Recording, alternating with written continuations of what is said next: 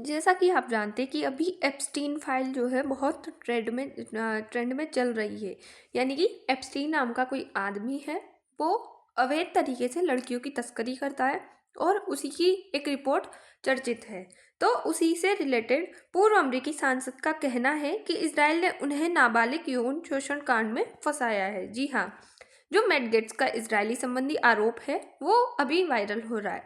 समाचार का सारांश देखें तो पूर्व अमेरिकी सांसद मैट गेट्स ने दावा किया कि उन पर लगे नाबालिग सेक्स स्कैंडल के आरोप इजरायल से जुड़ी ब्लैकमेल साजिश का हिस्सा थे।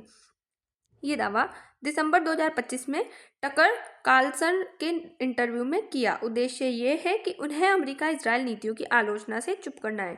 इजरायल के पास जो एक पेगासस नाम की संस्था है वो किसी के भी फ़ोन में इंक्लूड करके वो उसकी इंफॉर्मेशन ले सकता है। ऐसी जो है एक सॉफ्टवेयर इजरायल ने डेवलप कर रखा है। तो इसी के बाकायदा ऐसी न्यूज़ हमें देखने को मिल रही है। गेट्स का दावा है कि उनके पिता को एक व्यक्ति ने संपर्क किया जो इजरायली कॉन्सुलेट से जुड़ा था। उसने नाबालिग लड़कियों के साथ गेट्स की फोटो होने का दावा कर $25 मिलियन मांगे थे। पैसे देने पर आरोप गायब हो जाते और ये ईरान में फंसे अमेरिकी जासूस को छुड़ाने के लिए था। गेट्स खुद को इजरायल समर्थक बताते हैं, लेकिन कुछ नीतियों के ये खिलाफ है। गेट्स स्कैंडल की पृष्ठभूमि क्या है? 2017 से लेकर 20 में गेट्स पर आरोप लगे हैं कि ये नाबालिग यानी कि 17 साल की लड़कियों के साथ पेड सेक्स और ड्रग्स इस्तेमाल, सेक्स ट्रैफिकिंग उनका में पकड़े गए हैं। उनका दोस्त जोएल ग्रीनबर्ग जेल गया सेक्स ट्रैफिकिंग के लिए। इसी के साथ 2024 में हाउस एथिक्स की रिपोर्ट है कि मजबूत सबूत मिले कि गेट्स ने पैसे लेकर सेक्स किया और ड्रग्स लिया, लेकिन क्रिमिनल चार्ज नहीं लगे। इसके बाद इजराइल कनेक्शन का पुराना संदर्भ क्या है? तो 2021 में ब्लैकमेल की कोशिश की गई। स्टीफन अल्फोर्ड नाम के व्यक्ति ने पैसे मांगे, उसे 5 साल जेल हुई। इसमें जैक नोवाक, इजरायली कॉन्सुलेट का पूर्व कॉन्ट्रैक्टर, इनका नाम आए थे, लेकिन उसने इनकार किया। इजरायल सरकार ने कहा कि कोई सरकारी भूमिका नहीं, व्यक्तिगत मामला है। अमेरिका इजरायल संबंध क्या है? तो अमेरिका इजरायल को बहुत मदद देता है, यानी कि पैसे की मदद, हथियार की मदद इत्यादि मददें वो देता है। AIPAC जैसी लॉबी अमेरिकी नीति को प्रभावित करती है। गेट्स जैसे लोग कभी कभी अमेरिका फर्स्ट कहकर इजराइल की कुछ नीतियों की आलोचना करते हैं। इसी के साथ विदेशी हस्तक्षेप की बात करें तो विदेशी देश अमेरिकी नेताओं को प्रभावित करने की कोशिश करते हैं, जैसे कि लॉबिंग या ब्लैकमेल करके। उसी के साथ ये आरोप इजराइल के गेट्स को चुप कराने के लिए स्कैंडल इस्तेमाल किया गया है, लेकिन कोई ठोस सबूत इसके अभी मिले नहीं है। एंटी सेमिटिज्म विवाद क्या है? तो गेट्स के दावे को कुछ लोग यहूदियों के खिलाफ नफरत मानते हैं, पुरानी साजिश थ्योरी जैसा, यानी कि पुरानी रूढ़ियों से जोड़ के ये इसे देखते हैं। उसके साथ गेट्स कहते हैं कि इजराइल सरकार की आलोचना नफरत नहीं। विवाद क्या है कि आलोचना है और उसके जो विपक्ष में है नफरत का फर्क। इन दोनों में क्या फर्क है? यानी कि इन दोनों में टकराव हो रहा है। अमेरिकी आंतरिक राजनीति, जो गेट्स ट्रंप के समर्थक थे, ट्रंप ने उन्हें अटॉर्नी जनरल बनाना चाहा, लेकिन स्कैंडल से नाम वापस ले लिया। ये दिखाता है कि अमेरिकी राजनीति में स्कैंडल कैसे करियर खत्म कर देते हैं। विश्लेषक और संतुलन कैसे होगा? तो गेट्स के नए दावे पुरानी ब्लैकमेल को जोड़ते हैं, लेकिन नया सबूत नहीं दिखाते। लगता है स्कैंडल से ध्यान हटाने की कोशिश जो है गेट्स कर रहे हैं। मुख्य मीडिया का कहना है कि मूल सेक्स आरोपों का फोकस इजराइल कनेक्शन को कम महत्व दिया जा रहा है।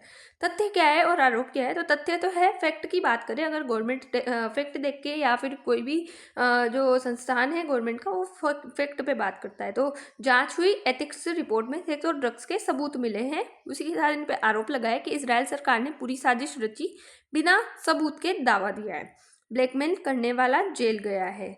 और इसी के साथ जो डोज ने क्रिमिनल चार्ज नहीं लगाया।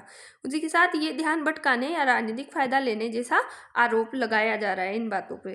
क्यों अंतर समझना जरूरी है। तथ्य से सच्चाई पता लगती है, आरोप से अफवाहें फैलती है, गलत जानकारी से नफरत या गलत राय बनती है।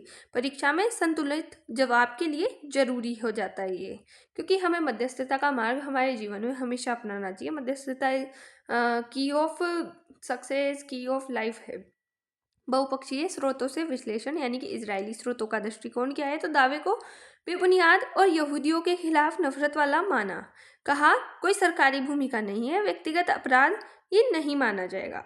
पुरानी साजिश तरीके से जोड़कर देखा जा रहा है। अमेरिकी मुख्य धारा स्रोतों का दृष्टिकोण है कि फोकस मूल स्कैंडल पर सेक्स ड्रग्स मिले हैं। इजराइल दावा करता है कि पुरानी घटना नया सबूत नहीं है, ध्यान भटकाना चाहते हैं। रिपोर्ट जारी है, लेकिन इजराइल कनेक्शन की पुष्टि अभी तक नहीं हुई है। न्यूट्रल अन्य स्रोतों का दृष्टिकोण देखें तो ब्लैकमेल असली थी, लेकिन इजराइल सरकार की भूमिका साबित नहीं हुई है। गेट्स के दावे हैं कि अनसब्सटेंटेड, बिना सबूत के, यानी कुछ जगहों पर साजिश कहा गया लेकिन मुख्य में नहीं।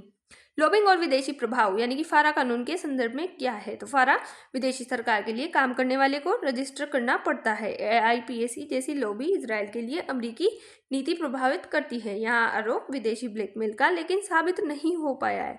Hate speech with free speech और अंतर्राष्ट्रीय मानवाधिकार पर क्या चर्चा है, तो फ्री स्पीच यानी कि अपनी राय कहने का अधिकार है, और हेट स्पीच यानी नफरत या हिंसा भड़काना जो कि प्रतिबंधित है। गेट्स का दावा है कि आलोचना है या नफरत विवादास्पद ये मुद्दा हो गया है। तुलनात्मक शासन यानी कि कांग्रेस जांच या फिर भारतीय Lokpal. America Congress ethics committee खुद जांच करती है। गेट्स केस में भी रिपोर्ट जारी की है। भारत में लोकपाल भ्रष्टाचार जांचता है, लेकिन देरी और रणनीतिक प्रभाव यहाँ मुख्य रूप से देखने को मिलता है। और फर्क है कि अमेरिका में ज़्यादा पारदर्शिता यानी कि ट्रांसपेरेंसी है, भारत में स्वतंत्रता कम है। यानी कि भारत में हम देखते हैं कि पृथक्करण, शक्तियों का पृथक्करण है और उस पर अंकुश, चेक एंड बैलेंस है, जबकि वहाँ पे पूर्ण पृथक्करण है। निष्कर्ष क्या है, तो मूल स्कैंडल में सबूत है, लेकिन इजराइल सरकार की साजिश बिना प्रमाण दिखाई दे रही है। ये अमेरिकी राजनीति की जटिलता, लॉबी प्रभाव और एथिक्स को दिखाता है। सबक क्या है कि तथ्य देके सभी पक्ष सुने, जल्दबाजी में राय न बनाए और पूर्वधारणाओं से बचे। आज की हमारी न्यूज़ यहीं खत्म होती है। I hope you understand. मिलते हैं नेक्स्ट वीडियो में, तब तक के लिए बाय। Thanks for watch.